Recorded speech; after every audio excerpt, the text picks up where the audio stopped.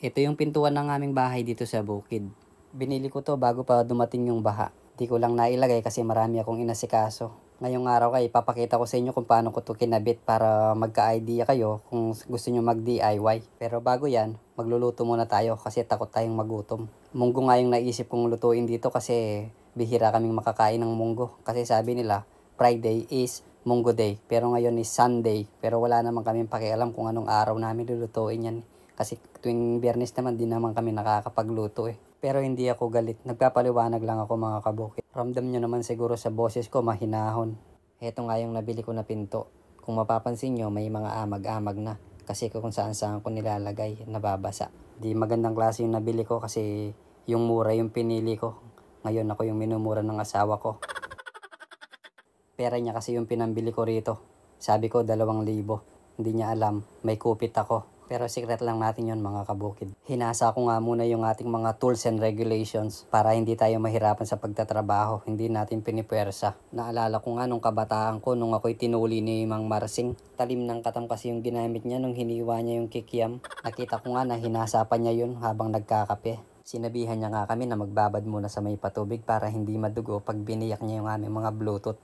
May mga nakababad nga din sa mga kalabaw kaya tumabi lang kami. Napagkamalan din tuloy kaming mga kalabaw nung mga bangaw, kinagat din kami sa ulo. Naalala ko nga ako yung unang sumalang kasi tapang-tapangan ako. Sabi pa nga niya hubarin mo na.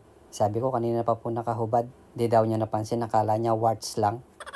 Pinagmuya pa nga kami ng mga talbos ng bayabas at yun ang ilalagay sa aming mga sugat. Pero naalala ko yung kasama ko nalunok niya yung bayabas sa sobrang sakit daw. Kaya ako na lang nagmuya para sa kanya. Dito nga sa amin mura lang ang magpatuli. Isang kaang sigarilyo lang matutuli ka na. Kaya ako 3 beses ako nagpatuli kasi mura lang.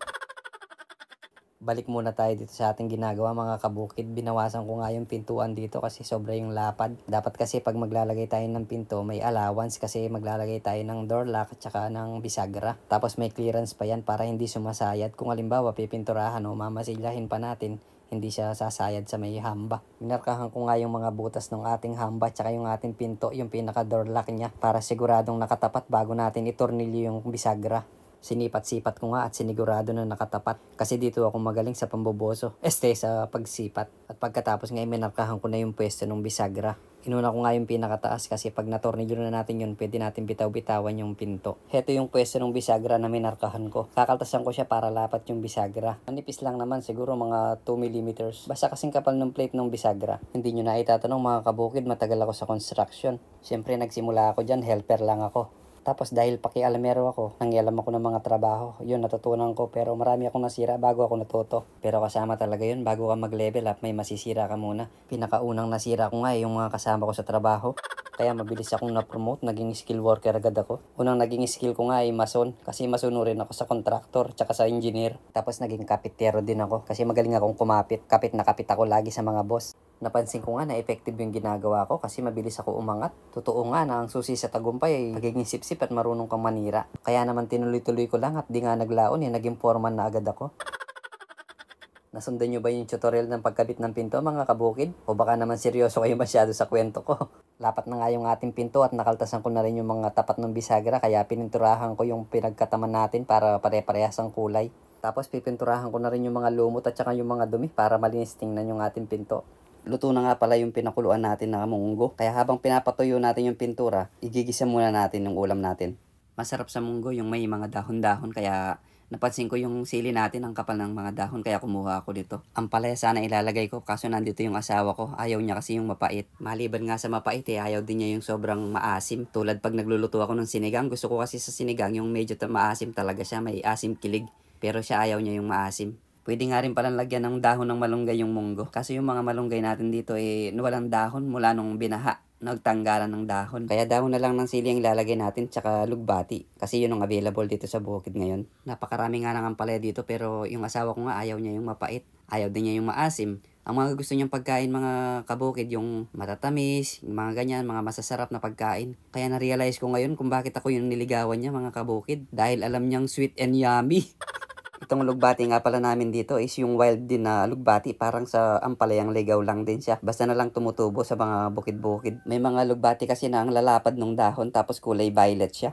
Hindi ako nasasarapan sa ganong alugbati. Parang madulas masyado. Iba yung texture. Siguro dahil hindi ko nakasanayan. Maliban nga sa gulay, lalahukan din natin ng chicharon yung ating munggo. Mas masarap pa sana kung may dried hipon tayo. Dinurog ko nga muna yung chicharon at syempre, bago ilahok. Hoy, guilty. Yung ganitong luto nga sa munggo mga kabukid pwedeng gawin sa mais. Yung mga mais na medyo mura pa. Yung tinatawag na swam na mais. Masarap din yun mga kabukid. Igigisa mo lang sa alamang tsaka yung mga ganyang proseso lang sa munggo. Isa yun sa mga gusto kong ulam. Sa bagay, halos lahat naman gusto ko. Ikaw ba naman yung matakaw So maya maya nga mga kabukid luto na yung ating munggo. Di natin napansin sa kakadaldal ko. Ayan tingnan nyo naman ang itsura. Napakasarap, nakakatakam. Kain na po tayo mga kabukid. Siyempre, wag natin kakalimutan magpasalamat lagi sa mga biyayang natatanggap natin sa araw-araw na lagi tayong may pagkain sa hapag. Alam niyo mga kabukid, yung asawa ko hindi lang pagkain yung pinagpapasalamat niyan. Siyempre, isa sa mga biyayang natanggap niya si dumating tayo sa buhay niya. Wow! Thankful daw siya mula nung nakilala niya tayo nagkaroon na ng direksyon yung buhay niya. Ginawa pa niya tayong kompas. Habang nagkukwentuhan tayo mga kabukid, tingnan nyo naman may isa dyan na nakarami na ng kanin. Buti na lang, marami yung sinaing. At dahil di nga naubos, pinakain ko rin yung mga aso natin. Pwede naman sa kanila to kasi wala namang alamang yung ginisa nating munggo. Minsan pinapakain ko talaga sila ng kanin kasi nagsasawa din sila sa dog food. So, tuloy na natin yung tutorial natin sa pagkabit ng pinto, mga kabukid. Natuyo na yung pintura, kaya tinornilyo ko na siya sa mga bisagra. Lagi kong inuunang itornilyo yung sa taas, kasi para hindi siya natutumba. Black screw na nga lang ang ginamit ko dito, kasi nung binili ko tong hamba, naka-welding yung bisagra, tapos wala naman silang binigay na tornilyo. Kaya bumili na lang ako ng black screw. Kaya nga pala tinawag na black screw yun kasi screw siya na kulay black. Wala lang. So, pagkatapos nating matornilyo yung mga bisagra, isusunod na natin yung ating door lock or yung doorknob. Una nating ikakabit yung pin or yung tinatawag naming buto-buto. Sa Tagalog is titi-titi. Ipapasok lang siya. Isushoot tapos mamarkahan mo yung pinaka-plate niya tapos kakaltasan yun ng manipis. Basta lumapat siya sa pinakagilid ng pinto. Tapos ipapasok na natin sa malaking butas naman yung doorknob. And then ikakabit lang po yung pinaka-plate niya na parang washer ba. Tapos may mga butas yun, dalawang butas, up and down. Isusut lang yung tornilyo doon para mag-lock. May naalala tuloy ako sa naglalak na yan. Napasilip tuloy si Mrs. kasama yung bunga ng aming paglalak noon. Yan nga pala si Baby Choco, yung anak ng ating kambing. Sayang, isa lang yung anak niya. So pagkatapos matornilyuhan yung plate, isusunod naman yung isang may thread, ihigpitan lang yun. Tapos pinakahuli yung pinaka-knob niya, yung bilog. Itutulak lang siya, itatapat lang yung pinakamalit na butas dun sa may lock. So ganun lang po kadaling magkabit ng doorknob. Kailangan magaling ka lang mag-shoot at saka mag-lock.